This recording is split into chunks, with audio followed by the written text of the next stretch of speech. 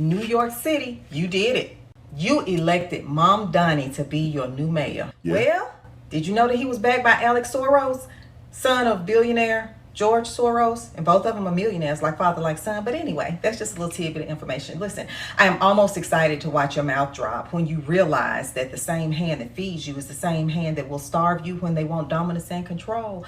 Kind of like the shutdown of the government when they admitted they used you as leverage. Anyway, listen, Mom Donnie last night after he won, he said, I speak of Yemeni bodega owners and Mexican abuelas, Senegalese taxi drivers and Uzbek nurses, Trinidadian line cooks and Ethiopian aunties. Yes, I said aunties. I was looking for when he said Americans, but I can't find it. But anyway, I want to give you the rules because, you know, you're going to be moving down south after you find out that socialism is going to fail like it has for centuries. So let me give you the rules about down here. Number one, respect. Southerners really like the Second Amendment, okay? Don't come down here rude and disrespectful, because not only do we like the Second Amendment, but we also talk with our hands. And I don't mean sign language. Okay, number two, don't come down here yelling out where you're from like that's going to scare somebody. You know, I'm from Queens. I'm from Brooklyn. I'm from Bronx. We don't care nothing about that, baby. You start yelling out where you from, we finna show your ass where you at. All right? Number three, aggressiveness is not necessary here. We really cool, we laid back people, so we take that as disrespect. We Southerners do. And we don't ask questions. All right? When you get all aggressive, we're not gonna ask you no questions. We just gonna do what we need to do. The only people that ask questions down here are cops and coroners. All right? So understand that. Last but not least, the South is the home and the origin of YNs and rednecks. And don't you think for 1 minute that they won't hesitate to unite like Voltron and get your ass up out of here. Also, honorable mention, people like me, my age and stuff, both sets of those, the YNs and the rednecks, they consider us auntie. So you don't want to disrespect us either, because they don't play about us.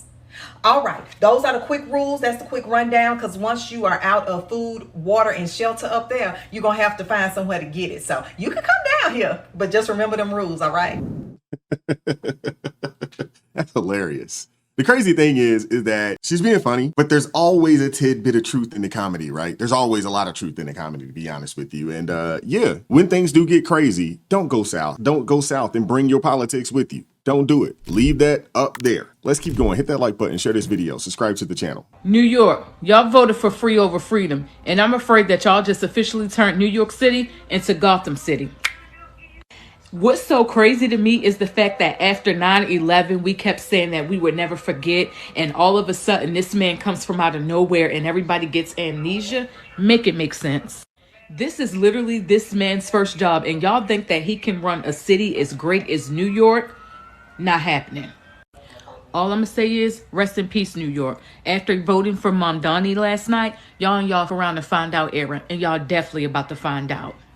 In my opinion, when he made that speech last night, he was very angry. He was very defiant. He was very vengeful. You can't tell me that is about the people. This thing is more personal. And let me just say this too. A lot of y'all voted for him because y'all heard the word free, but many of y'all voted for him because that man is anti-Trump, and a lot of y'all are anti-Trump. Y'all don't believe that he's going to do the things that he said he's going to do because he can't.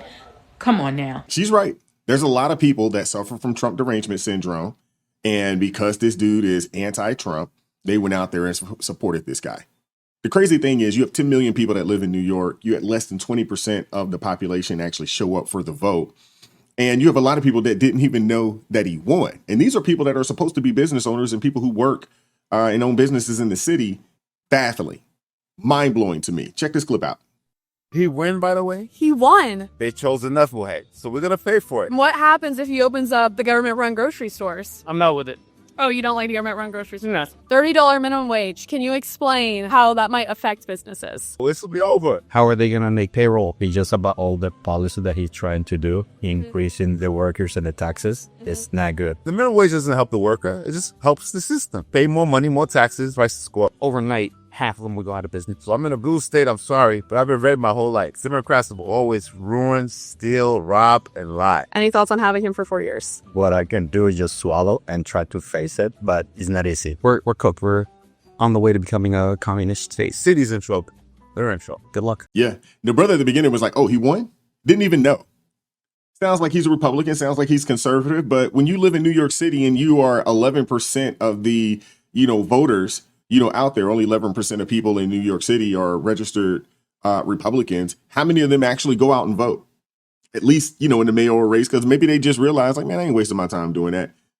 Whoever the Democrats want to win, that's who's going to be in there. So maybe that's, but think about this, man.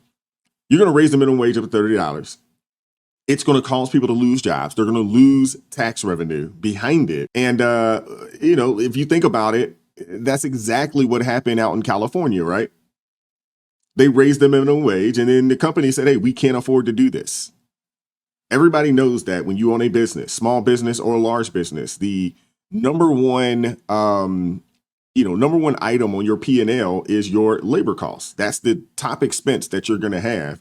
And when you're forcing companies to pay low-skilled labor $30 an hour, that is insane. That's a recipe for disaster. That's a recipe for, more layoffs. There's a recipe for businesses potentially going out of business because they can't afford to stay in business and pay people, $30 an hour, which is an exorbitant amount of money. I mean, you got to think about that. When someone makes $30 an hour, if you look at that on the annual, that's what, 65 grand or so? I could be off a little bit, but I'm almost for certain I'm really close. It's definitely well over 60 grand a year. That's a lot of money. I'm going to tell you why I'm not happy about it. I like Mamdani. I'm looking forward to interviewing him. He's promised to be on this show. But I'm very, very concerned about some of the things that he said. I'm very concerned about what he once said about defunding the police. I'm calling 911. I'm being real with you. I'm calling 911. That's what I'm doing. I don't want to see less police officers. I want to see more police officers. I heard him talk about mental health experts in the subway system. I don't care about that. I want cops in the subways in New York City, where I was born and raised. Born in the Bronx, raised in Queens. That's what I want. I want to hear about no damn mental health experts in subways. Nah, I'm not trying to hear that, okay? 2% tax on the rich. Okay, fine. 11.5% capital gains tax. On its face, okay, fine. Free buses? Free grocery stores in each borough? Really? Really think that's going to work? Ladies and gentlemen, we're at a crossroads in this nation. And there's no way to slice it. And the level of vitriol that you see amongst the American citizen is because, God forbid, that you have a difference of opinion. It's not enough to agree. People have to be disagreeable.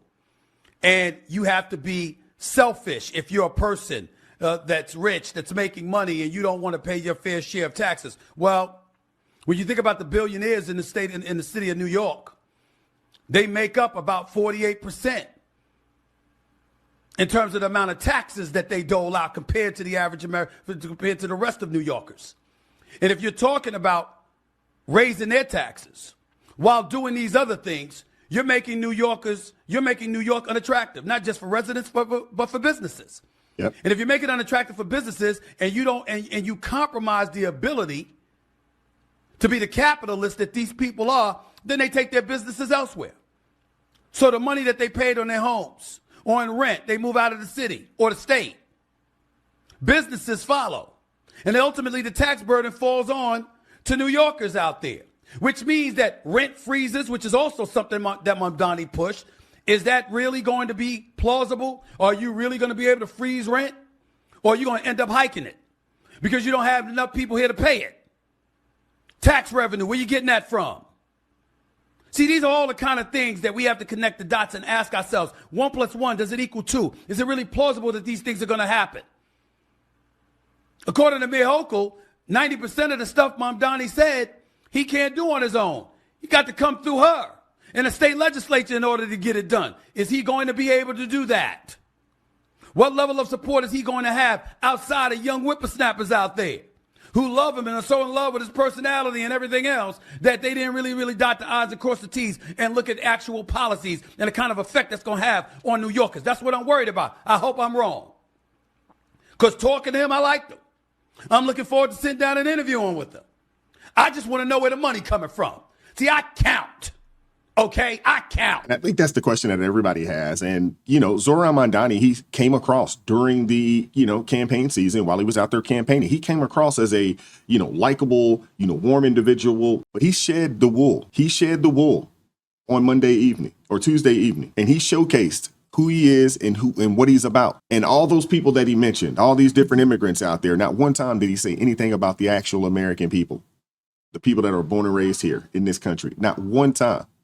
Because the reality of it is this: he doesn't care. This dude is a self-identified socialist, backed by some of the most wicked and evil individuals on the planet. But you got a lot of young people out there that expect that this guy is going to do something positive for them because they expect that they can get something for nothing. And I gotta tell them, man, hey, there is nothing in this world that's free. Nothing.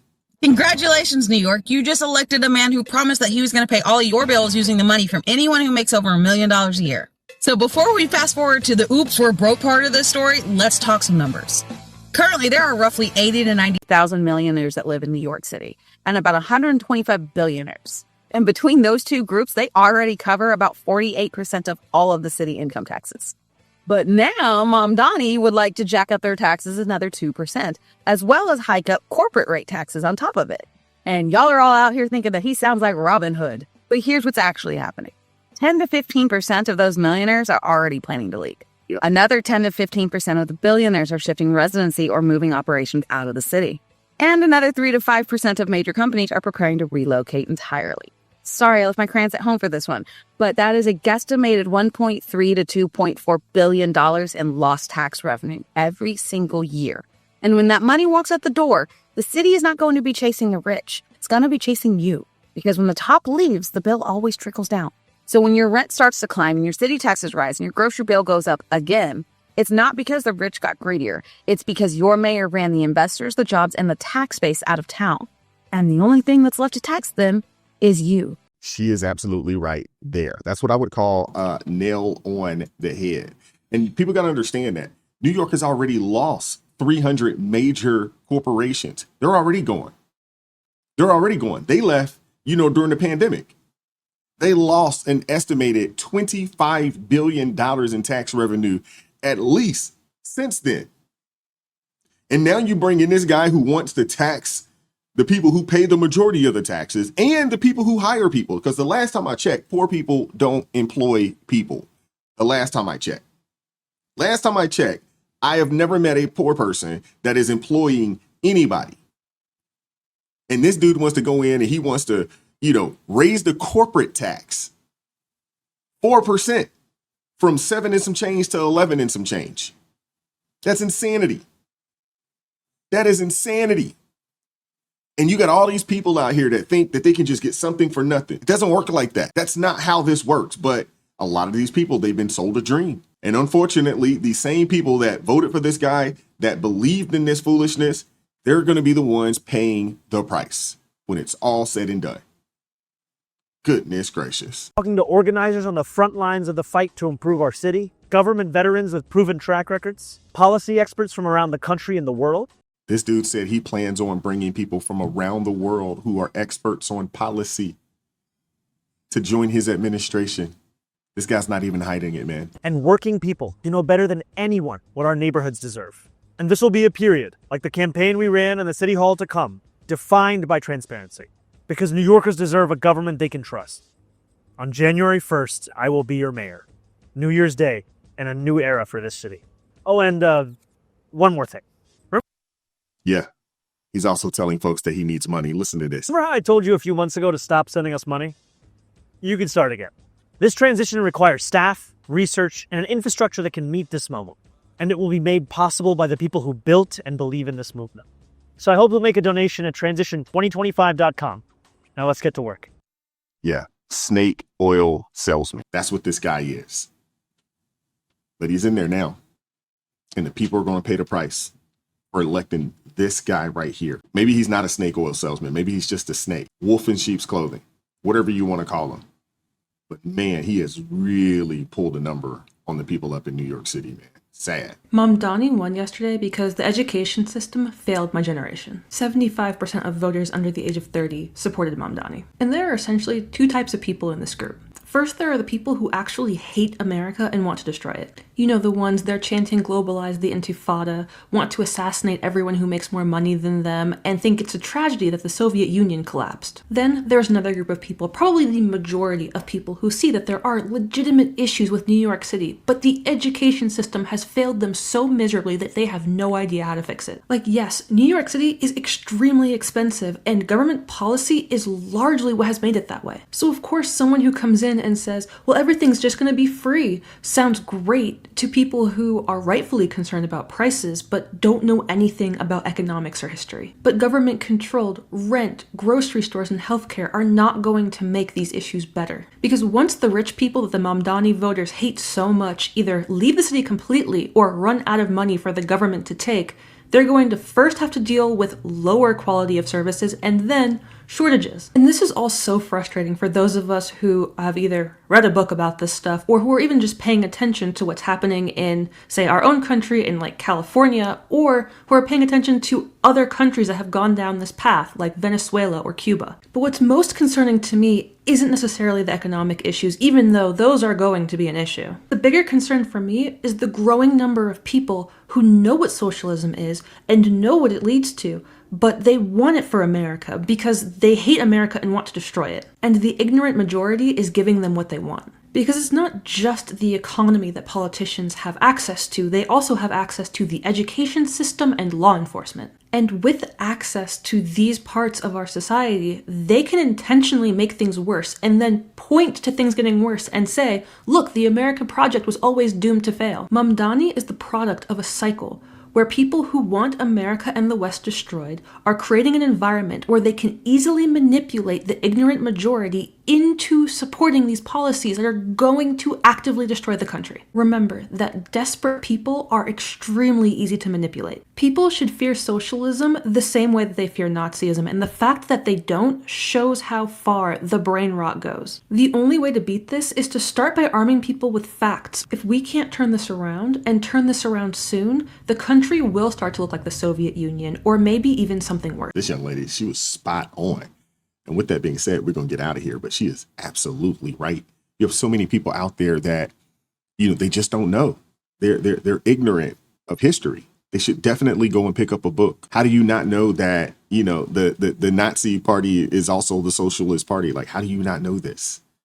How do you not know that, when you look at the agenda that the Nazis had and then you compare it to, these guys, very, very similar. Very similar. It's really unfortunate because we have entirely too many people, man, that, are just ignorant of history. Everybody that knows, understands that socialism has not worked and it will not work. It's never been a success. There's never been a country that have implemented it and it was successful. Never. And it's not going to start now. Sad, man. But let me hear from you guys in the comment section. What are your thoughts? Hit that like button, share this video, subscribe to the channel, turn the notifications on to all so you never miss an upload. Consider joining the ARP family or buy your brother a coffee. That link's in the description box below. And as always, keep God first, stay prayed up. We'll catch up with you all next time. Peace.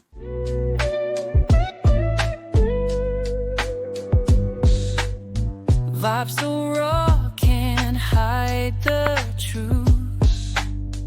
Words so sharp.